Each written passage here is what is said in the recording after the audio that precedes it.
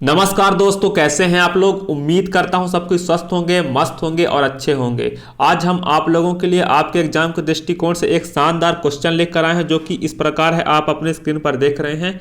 जैसे हम बात करें, गुप्त काल में हिंदू धर्म विशेषतः भागवत धर्म या वैष्णव धर्म का उत्थान हुआ। फिर इसमें है फाहियान के कथानुसार इस काल के दौरान बौद्ध धर्म फल फूल रहा था। यह भी कहा जा सकता है कि सांची के महास्तूप के 4 प्रवेश द्वारों पर बुद्ध की 4 प्रतिमाएं स्थापित की गई। इस काल के दौरान ही नालंदा भी बौद्ध शिक्षा का केंद्र बन गया था। तो अब हम इसका व्याख्या कर लेते हैं। गुप्त काल में भागवत धर्म लोकप्रिय हुआ। विष्णु इस काल के प्रमुख महत्वपूर्ण देवता थे। विष्णु के साथ लक्ष्मी का सर्वप्रथम उल्लेख स्कंदगुप्त के जूनागढ़ अभिलेख में मिलता है। अगर हम देखें, श्रीगुप्त चीनी भिक्षुओं के लिए मृग सिखायन में एक बौद्ध मंदिर बनवाया था। समुद्रगुप्त ने श्रीलंका के शासक मेघवर्ण को बोधगया में एक विहार बनवाने की अनुमति दी।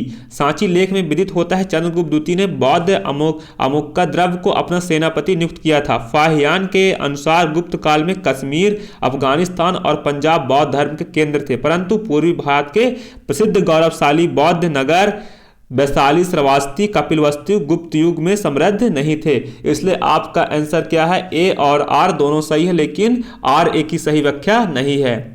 तो आप लोग दोस्तों इसे अच्छे समझ पाएंगे। और आप गुप्त पीरियड का मैप देख लीजिए, और सिक्के जो लक्ष्मी और विष्णु भगवान की जो सिक्काएं हैं, मुद्राएं हैं, आप लोग अपने स्क्रीन पर देख रहे हैं। तो गुप्त काल में भागवत धर्म सबसे लोकप्रिय धर्म था और विष्णु सबसे लोकप्रिय देवता थे। तो चलिए अब हम अगले क्वेश्चन की ओर बढ़ जाते हैं। आपके लिए बहुत ही अच्छा क्वेश्चन है। तो हम बात कर लेते हैं। भारतेंदु हरिश्चंद्र ने राजनीतिक और सांस्कृतिक ढांचे के भीतर राष्ट्रवादी सोच और लेखन को अपनी विशिष्ट शैली की रचना और विकास किया।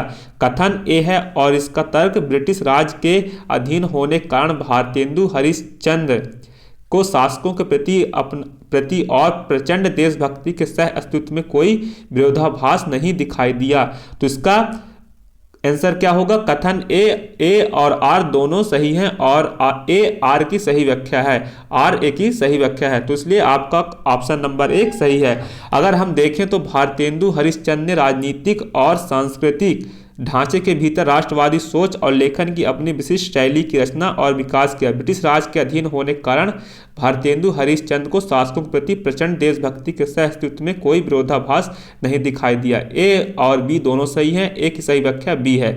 भारतेंदु की रचनाओं में अंग्रेजी शासन का विरोध, स्वतंत्रता के लिए उद्दाम आकांक्षा और जातीय भावों की झलक मिलती है। समांति जकड़न में फंसे समाज में आधुनिक चेतना के प्रसार के लिए लोगों को संगठित करने का प्रयास करना उस जमाने में एक नई बात थी। अगर हम देखें 1870 में कवि वचन सुधा में उन्होंने लॉर्ड मेयो के लक्ष्य करके लेवी प्राणलेवी नामक लेख लिखा था, जिसमें उन्होंने हिंदी साहित्य के एक नई साम्राज्य विरोधी चेतना का प्रसार आरंभ हुआ।